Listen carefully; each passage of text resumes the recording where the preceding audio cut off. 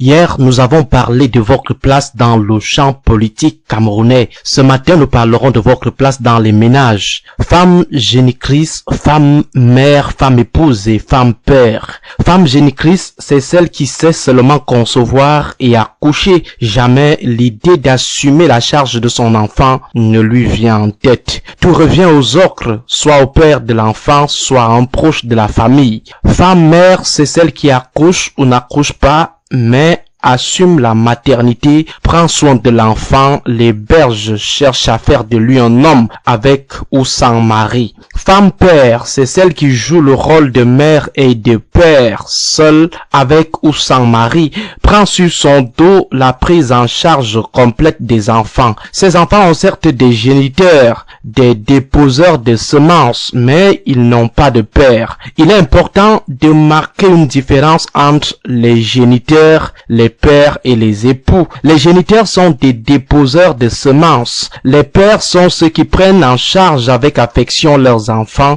et les époux sont ceux qui comblent leurs femmes d'affection.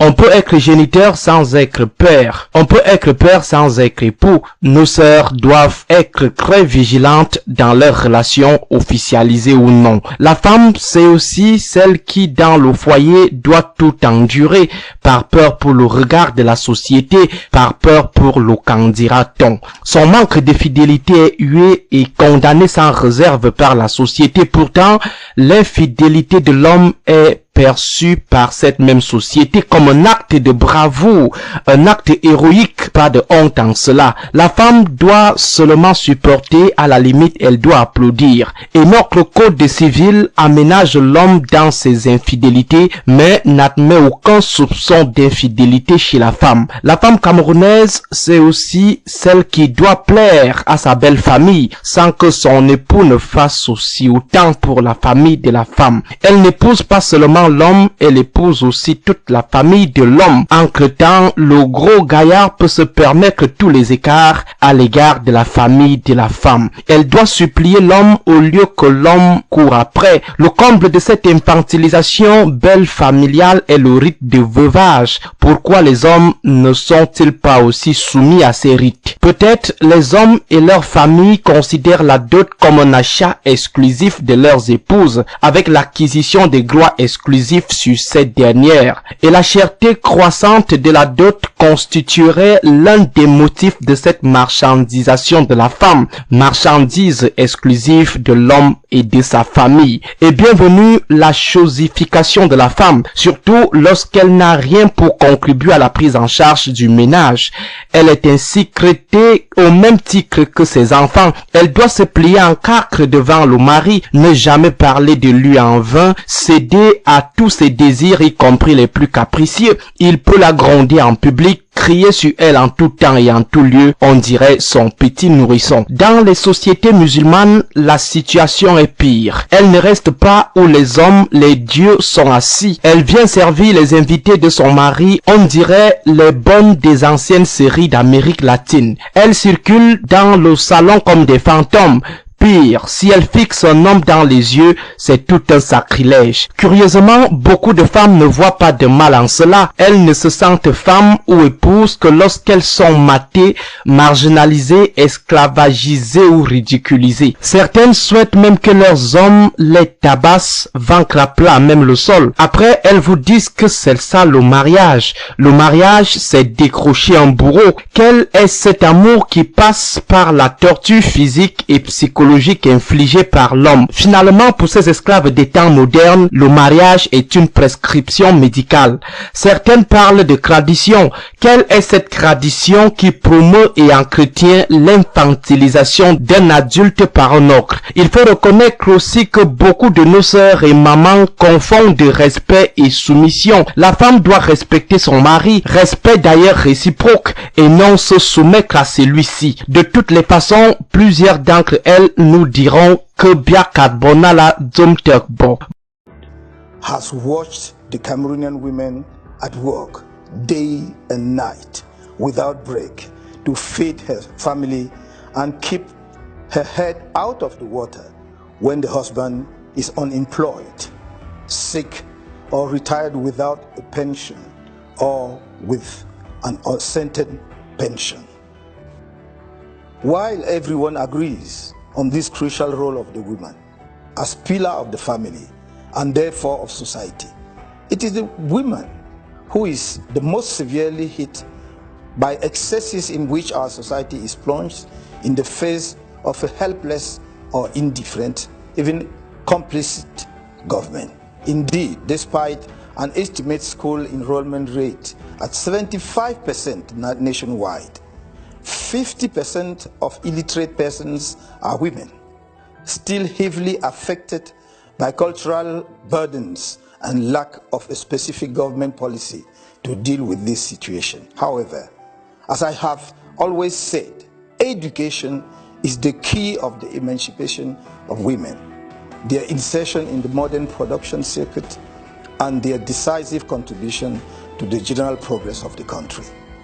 Je connais le drame des familles face à la situation de leurs jeunes filles qui attrapent des grossesses précoces et abandonnent l'école alors que l'on rêvait pour elles d'un avenir digne et radieux. Je sais les frustrations des femmes camerounaises face aux inégalités de traitement. Elles sont aussi bien formées que leurs congénères masculins, souvent très compétentes sur le plan professionnel, mais perçoivent parfois des rémunérations inférieures à celles de leurs collègues hommes et bien souvent ne reçoivent pas la promotion qu'elles méritent si elles n'acceptent pas des compromissions dégradantes, voire traumatisantes. Vous êtes des femmes politiques brillantes, mais vous êtes tenues en arrière-plan, confinées à l'animation et aux applaudissements, et souvent placées sur les listes électorales à des positions où vous n'avez pas de chance d'être élu. Je ne peux passer sous silence les violences faites aux femmes, qui ne cessent de gagner du terrain dans notre pays. Selon un rapport des Nations Unies, le Cameroun serait en proie à ce phénomène. Tenez, plus de 50% des violences et agressions physiques sont perpétrées contre les femmes. Environ 52% des femmes ont subi des violences conjugales, dont 30,56% de violences physiques et environ 31% de violences sexuelles, parmi lesquelles 53% subissent de telles agressions depuis l'âge de 15 ans. 1,4% de femmes sont encore victimes de mutilations génitales. Dans 54% des cas, ces actes engendrent des troubles émotionnels durables, voire handicapants. Comment oublier les 14 jeunes femmes assassinées, victimes en série de crimes rituels au cours des années récentes au quartier Mimboman à Yaoundé? Comment oublier les nombreuses jeunes filles, souvent mineures, victimes de viols alors qu'elles vendent dans les rues ou d'inceste au sein de leur famille? Nous ne pouvons regarder tout cela sans rien faire. C'est pourquoi j'ai voulu en parler avec vous, afin que nous réfléchissions ensemble aux solutions adéquates pour y mettre un terme dans notre pays et concevions les politiques publiques appropriées qui puissent permettre à la femme camerounaise de tenir toute sa place et jouer pleinement son rôle dans la société nouvelle que le mouvement pour la renaissance du Cameroun propose au pays.